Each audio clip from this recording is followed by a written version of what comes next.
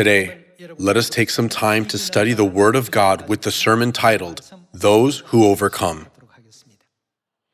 Isn't a winner or loser determined based on the results at the end of a game?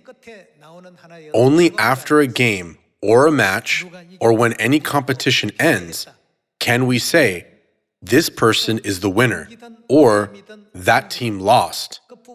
Through the 66 books of the Bible, we can often see the expressions, those who overcome, or those who are victorious.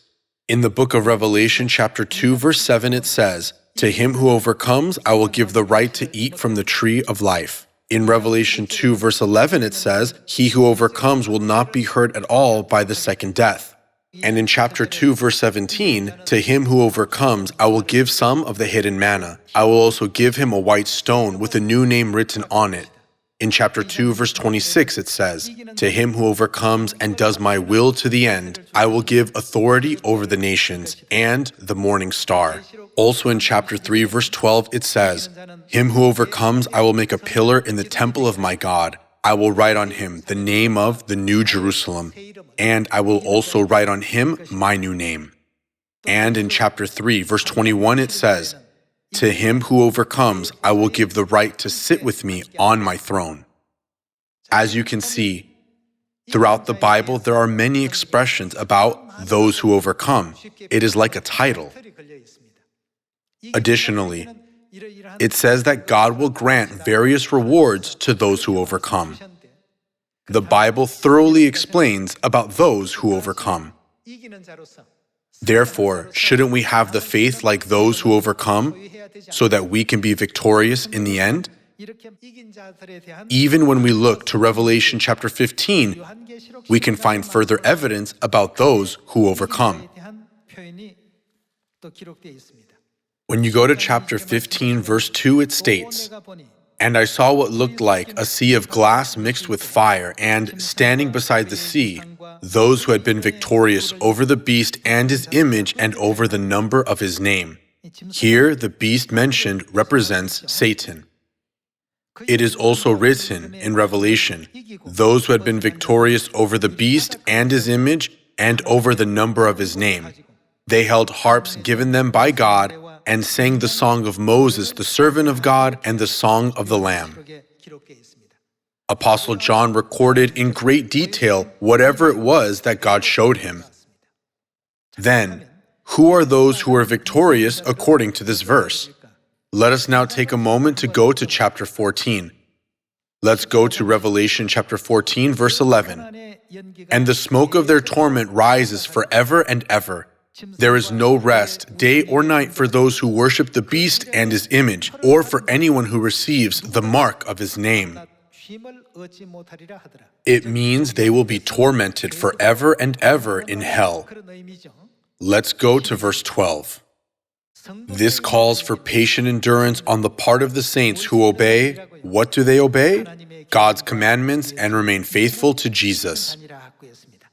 This scene in the Bible gives us the testimony about those who did not abandon their faith even though they were enticed by Satan through various trials and temptations. These are those who are able to overcome and will receive many blessings in the end.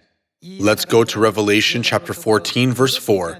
It says, "These are those who did not defile themselves with women, for they kept themselves pure. They, what do? Follow the Lamb wherever he goes. They were purchased from among men and offered as firstfruits to God and the Lamb." Brothers and sisters, throughout the Bible, there are many verses about those who overcome. The explanation about them can be found in Revelation 2 and 3. Furthermore, in Revelation 14 and 15, it describes the people who did not receive the mark, that is to say, the name of the beast or worship his image, even though they were under all kinds of threats or temptations.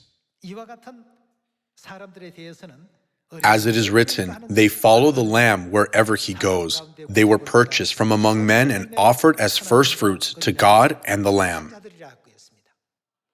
Ultimately, they are the ones that the Bible regards as those who overcome and are victorious according to the biblical prophecies. In conclusion, what should we do in order to be those who overcome?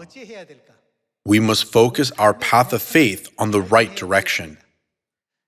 Follow the Lamb wherever he goes. How do we do that? When considering wherever, we should not put our own thought or be clouded by human perspective. We should only think, what is the will of God? Where does he want me to go? By this, we can have self-control and try to follow the will of God instead of making wrong decisions. Then, we will be able to throw off our secular bad habits and suppress our sinful nature so that we may be purified. We can achieve this only by considering, what would God decide to do in this case? What would he do? Satan continuously tries to tempt us by causing rifts in our families, making us go astray from God and corrupting the church. In every age, Satan always attacks us with so many kinds of trials and temptations in an attempt to defeat us. Throughout the ages, those who overcome and are victorious think to themselves, God is always the Lord of our souls. God is always the Lord of our family. God is always the Lord of our church. God is always the Lord of the head office. This is the manner of thinking among all who are victorious. Therefore, no matter what it is, we should make every effort to fulfill what God asks of us, and we must do it with all our heart. By this, I conclude today's sermon. Thank you very much.